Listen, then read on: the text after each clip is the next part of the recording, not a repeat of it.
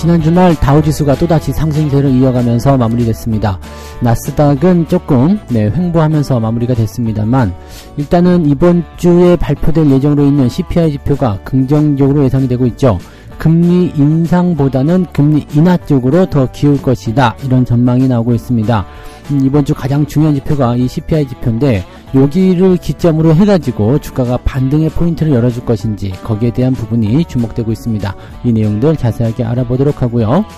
최근에 해운주들 움직임들 굉장히 좋죠. 고환율에 고운임 이렇게 나오면서 해운주의 주가가 쭉쭉 올라가고 있는데, 환율이 높은 것은 당연히 달러로 결제대금을 받기 때문인 거고요. 고운임 같은 경우는 최근에 중동 지역 문제가 생기면서 운항거리가 길어짐에 따른 고운임이 됐습니다. 그래서 실적이 크게 증가할 것이라는 전망이 나오고 있는데, 여기에 대해서 이제 긍정적인 이야기도 있지만 부정적인 얘기도 있습니다. 이 내용들 종합해서 알아보도록 하고요. 자, 네이버의 주가가 여전히 좋지가 않습니다. 흐름이 좋지 않은 상태에서 지금 악재성 재료도 계속 나타나고 있기 때문에 투자자들 입장에서는 좀 답답하시리라 생각합니다. 올해 정말 쉽지 않다라는 얘기가 나오고 있죠. 특히나 이제 그 자회사, 알짜 자회사인 라인에 대한 매각이 지금 가장 큰 화두로 떠오르고 있는데, 이 부분이 만약에 진행이 된다면 네이버 입장에서는 상당히 손해가 될 것 같거든요. 그래서 물론 아니라고 하는 사람도 있겠지만 제가 보기엔 손해인 것 같아요. 그러니까 악재가 될 것 같은데 이 내용들 자세하게 알아보도록 합니다.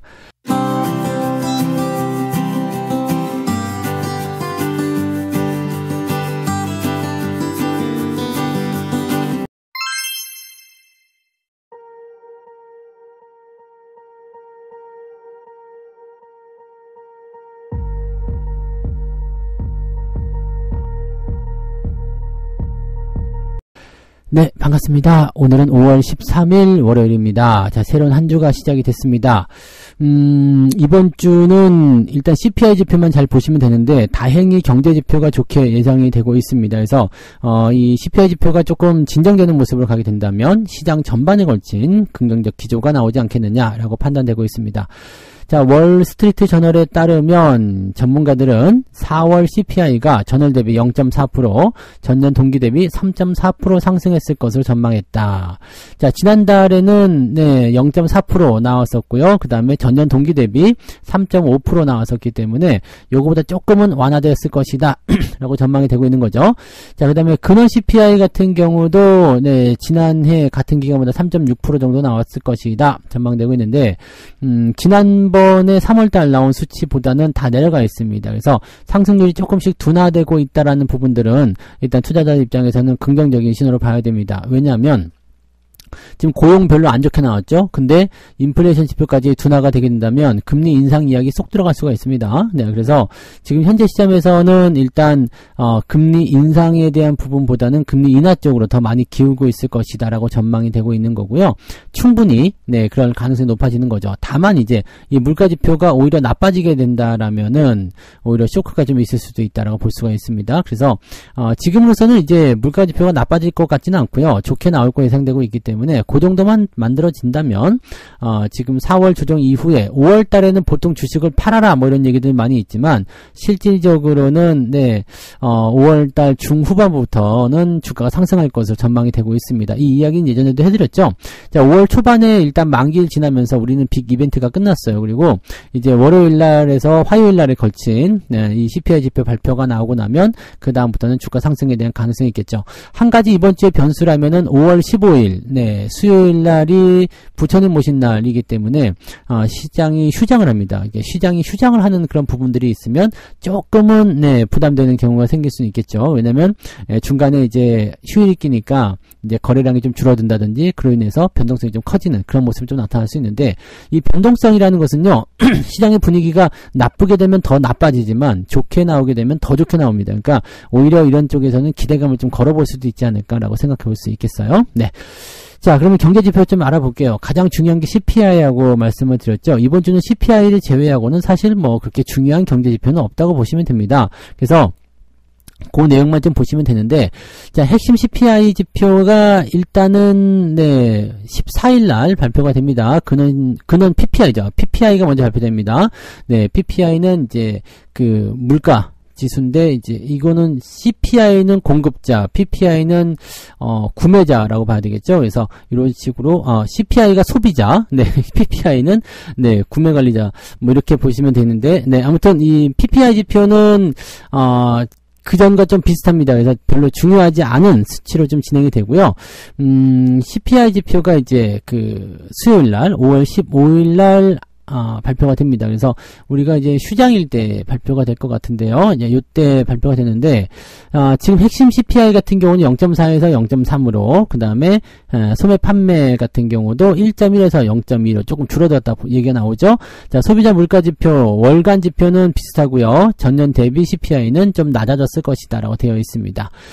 제조업 지표 같은 경우도 마이너스 14에서 마이너스 10으로 나오기 때문에 나쁘지 않고요. 네, 소매 판매도 뭐 비슷하다고 보시면 되겠습니다. 그래서 가장 중요한 건 CPI 지표인데 수치상으로는 0.1밖에 안 되지만 일단은 둔화가 되고 있다는 것은 상당한 안도감을 줄 수 있는 내용이 좀 되겠습니다. 네, 그 외에는 뭐 특이사항은 없습니다. 실업 청구 건수라든지 뭐 산업 생산 등등등 있는데 뭐 크지 않고요. 그 다음에 마지막 날 금요일 날이니까 우리는 별 필요 없을 거예요.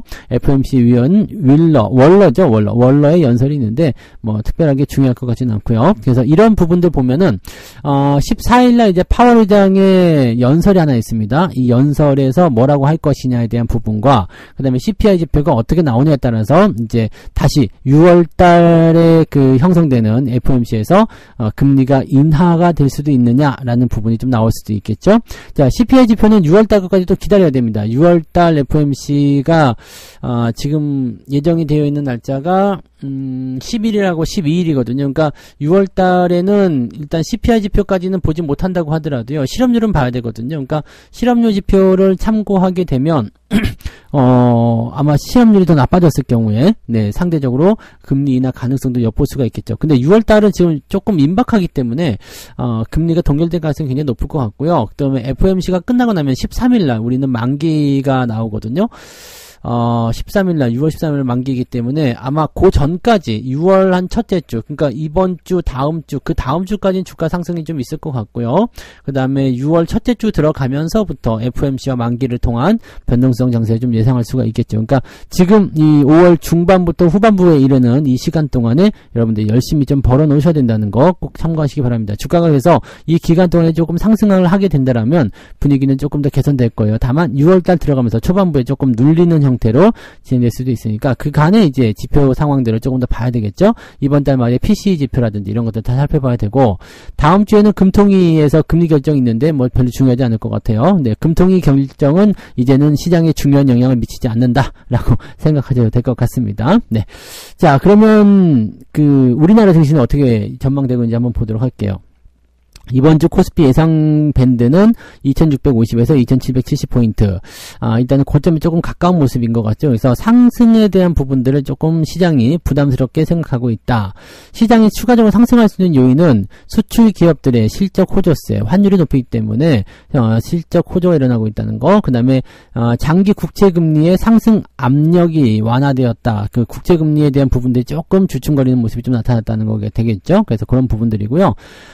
지금 주가가 좀 떨어질 수 있는 요소 중에는요, 중동의 지정 확정 리스크 계속 나타나고 있죠.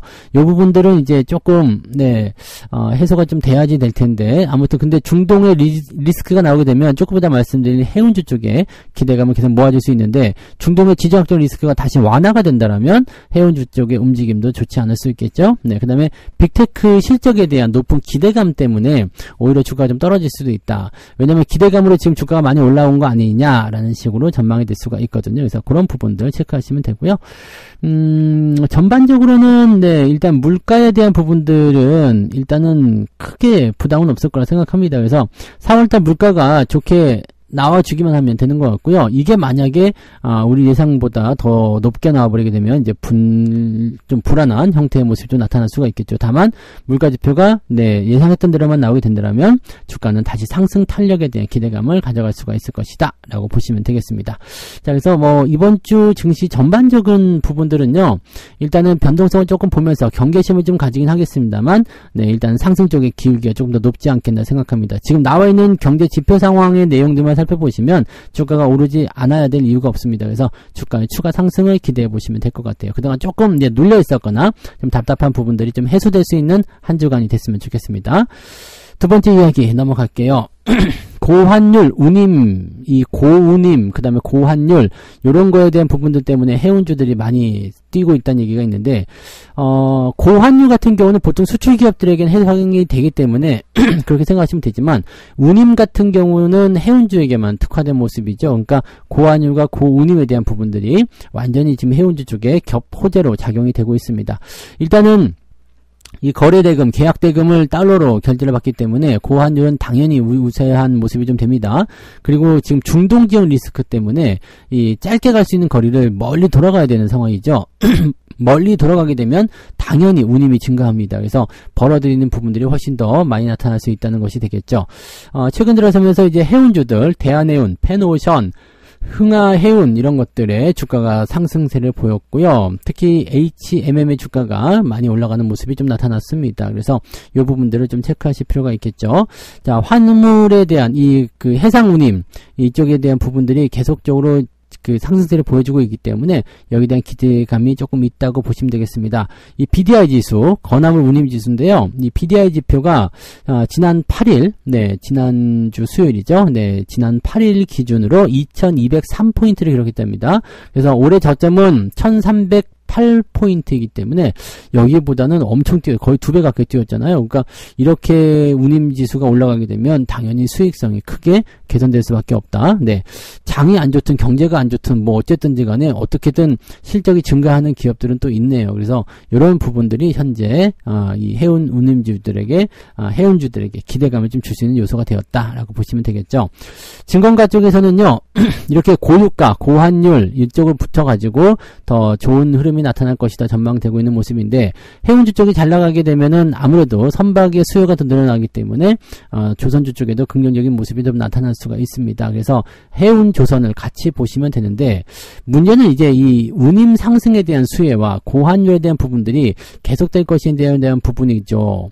이 운임 상승 같은 경우는 지금 중동 리스크 때문에 멀리 돌아가야 돼서 운임이 비싸졌다고 하는데 만약 중동 지역의 상황이 안정적으로 돌아가게 된다라면 이 부분이 사라지게 되죠. 그 다음에 환율 같은 경우도 지금은 이제 막 계속 높아진 수치로 진행이 되고 있다라고 하지만 정부가 개입을 한다든지 계속적으로 환율에 대한 부분이 이제 부당 요소로 작용을 하게 된다면 다시 내려가야 되거든요.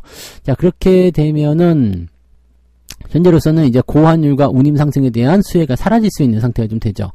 자, 이렇게 됐을 경우에는 조금 애매한데? 라는 느낌이 나타날 수가 있습니다. 그 다음에 유가 같은 경우도요, 유가가 비싸지게 되면 이제 뭐 고유가 선박을 만드는 고유가와 관련된 그런 특수선박 만드는 조선주 쪽에는 수혜가 되지만 이 운임주 같은 경우는 일단 기름을 떼거나 뭐 그래가지고 그걸 가지고서 이제 연료를 써야 되는 상황인데 유가가 되면은 약간 부담은 되죠. 근데 이것조차도 운임에 반영할 수 있다. 야, 기름값 많이 들어요. 그러면서 나오게 되면 대체적으로 이제 이런 부분들이 긍정적으로 나타날 수가 있죠. 이제 이런 호재성 재료를 등에 업고 주가가 올라가긴 했는데 이 호재가 영원히 지속되지는 않겠죠. 그래서 변수가 나타나게 되면 주가가 변화할 수 있기 때문에 그 변화 시점을 잘 보셔야 됩니다. 자, 지금 중동 지역의 문제와 고환율 요 두 가지만 보시면 해운주들의 매도 포인트나 또는 진입 포인트를 아실 수가 있을 것 같은데 현재로서는 뭐 진입하기는 조금 어려워 보이지만 매각 포인트 같은 경우는 현재로서는 당장 매도할 필요는 없겠죠. 그러니까 유지를 좀 하고 계시다가 이 환율이라든지 그 다음에 이런 유가의 움직임 또는 운임의 움직임이 조금 좀 둔화되는 것 같다라고 생각된다면 그럴 때 매도하시면 대부분 차트도 맞고 포인트도 맞을 거라 생각합니다. 그래서 지금 시점에서는 해운주 쪽 분위기 좋으니까 관심 가지고 조금 더 지켜보시면 좋은 일이 생길 수 있을 것 같아요. 그래서 그쪽으로 조금 더 보시면 좋을 것 같습니다. 자, 세 번째 이야기 볼게요. 네이버. 네이버 때문에 걱정스러운 분들 많이 계시죠? 올해 정말 쉽지가 않네요. 이런 얘기 나옵니다. 주가도 많이 내려간 상태인데 라인까지 매각을 한다 그러니까 아주 막 그냥 나쁜 상황입니다. 네이버는 올해 1분기 역대 최대 실적을 기록을 하긴 했지만 지금 중국의 이커머스 공세 속에서 최근 알짜 자회사죠. 라인, 야후의 지분 매각 압박까지 겹치게 되면서 주가가 계속적으로 떨어지고 있는 모습이다라고 되어 있습니다. 자, 일본 총무성에서 지금 라인에 대한 그런 행정 지도를 내렸는데 왜 그러냐면 작년 11월에 개인정보 유출건이 한 50만 건 나왔죠. 네, 그렇게 나오면서 거기에 대한 부분들에 대한 행정 지도인데 지분을 팔아라. 네. 지분을 이건 나는 솔직히 얘기해서요. 약간의 그 음모가 좀 있는 거 아니냐라고 생각됩니다. 그래서 아무튼 뭐 라인 야후를 팔아라 이런 식으로 얘기가 나왔는데 네이버 보고 팔으라는 얘기를 한 거예요. 네이버 보고 팔아라. 그래서 네이버가 만약에 지분을 팔게 되면 이게 일본한테 먹히게 되는 거죠. 네이버의 알짜 자회사가 라인입니다. 근데 이게 원래는 지네가 다 가지고 있다가 일본과 같이 그 소프트뱅크 손정희하고 손잡고 같이 나가게 되면서 소프트뱅크한테 50% 지분을 줬잖아요.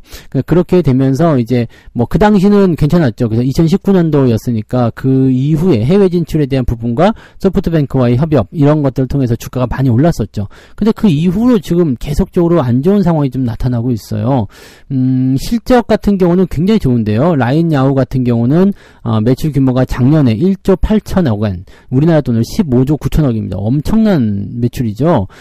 이 정도 나오니까 살짝 그 일본에서는 네, 군침을 좀 흘릴 만도 합니다. 근데 이게 지분을 처음에 나눠 가질 때 50대 50, 그러니까 반반씩 해가지고 나눠 가진 거잖아요. 근데 이렇게 되면 주인이 두 개잖아요. 그러니까 한쪽으로 이제 기울게 되는 상황이 벌어지게 되면 한쪽은 피해를 받게 되는데 이게 일본에 있는 거잖아요. 그러니까 일본이 이번에 개인정보 유출권을 빌미로 삼아서 압박감을 가져가고 있는 상태가 좀 된 거고, 네이버가 만약에 이렇게 지분을 팔게 되면 이것을 소프트뱅크에서 네, 사들인다. 이렇게 되면은 네, 라인은 어디로 넘어가게 돼요? 소프트뱅크로 넘어가죠. 이 라인 쪽에 해당되는 지분을 다 팔지는 못할 것 같다라고 전망되지만 만약에 다 팔게 되면 그냥 라인은 일본 회사가 돼버리는 겁니다. 그러면 네이버는 알짜자에서 키워가지고 그냥 소프트뱅크한테 넘겨줘. 일본한테 그냥 주는 거나 마찬가지죠. 그래서 지난번에 3월 달에 1차 행정지도 있었고 이번에 2차 행정지도가 또 나온 거예요. 4월 달에. 이렇게 되면은 쉽지 않죠. 네이버 입장에서는 지금 글로벌 진출하려고 손정이랑 손잡은 건데 뒤통수를 시게 얻어맞게 되면서 뺏기게 된 상태가 됐으니까 해외 사업 쪽에서 이탈이 되는 상황이 벌어지게 되는 거. 주도권을 뺏기는 거잖아요. 그렇게 되면서 알짜 자회사도 뺏기게 되고, 야, 이거는 네, 악재로 받아들일 수밖에 없잖아요.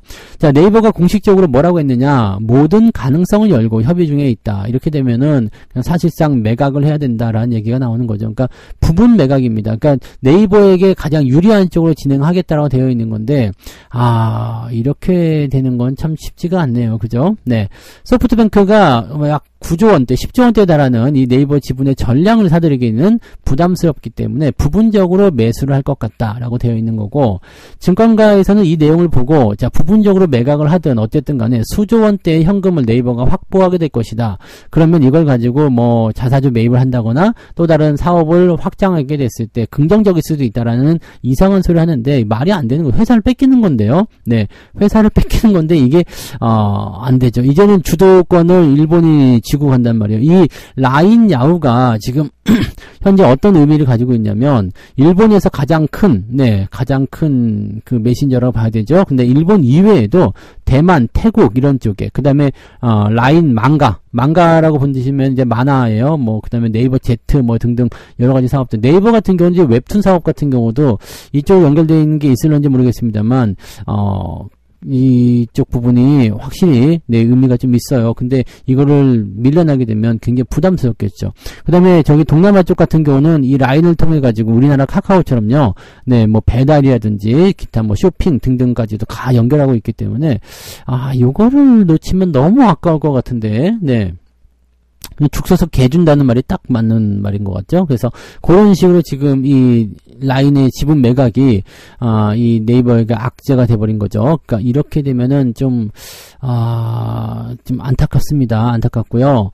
뭐 여러 가지 부분들을 논의하고 검토하겠습니다만 이렇게 뺏기게 되면 너무 아까울 것 같다고 생각합니다. 왜 이렇게 했을까? 네, 처음에 이제 합작사를 세울 때 우리가 이제 네이버 라인에 그걸 가지고 있기 때문에 51대 뭐 49 이렇게 해서 우리가 우위권을 좀 가지고 왔으면 더 좋았을 텐데 뭐 지나간 일이니까 어쩔 수 없는 거지만, 네. 자, 아무튼 뭐 이렇게 되어 있는 거라서 이게 만약에 잘 풀리면 뭐 주가에 큰 영향은 없겠지만 잘 풀리지 않게 됐을 경우엔 네이버가 회복하기가 좀 어려워 보이겠죠. 그래서 주가가 지금 일단 이건 대형 악재로 봐야 됩니다. 실적 좋은 게 중요한 게 아니에요. 뺏기게 생겼으니까 악재가 되는 거죠. 그리고 해외 사업의 위축. 지금 같은 시대에서 해외 사업을 위축하게 된다면 굉장히 부담스러운 일이 생길 수밖에 없습니다. 그래서 이런 것들을 여러분들이 참고하고 가시면 되겠다. 이렇게 보시면 되겠죠. 조금은 안타까운 일인데 뭐 어떻게 풀릴 것인지는 좀 지켜봐야 될 것 같습니다. 네.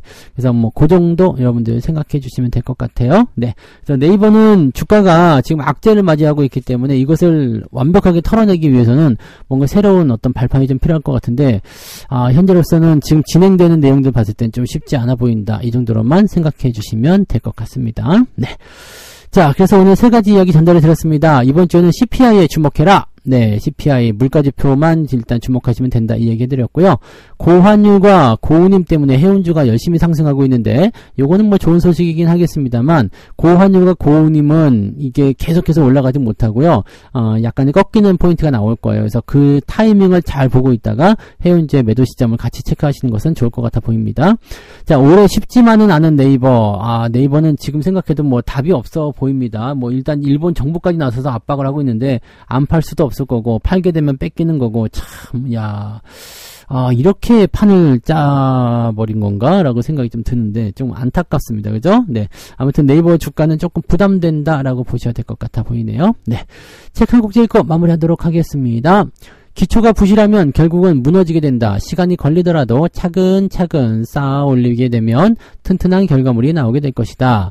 단기간에 높은 수익을 올리고 싶은 마음은 누구나 같을 것이다. 하지만 그게 쉬웠다면 모두가 부자가 되어 있지 않겠는가. 천리길도 한 걸음부터다. 천천히 계좌의 수익을 쌓아 올리면 만족할 만한 성과를 올리게 될 것이다. 이렇게 보시면 됩니다.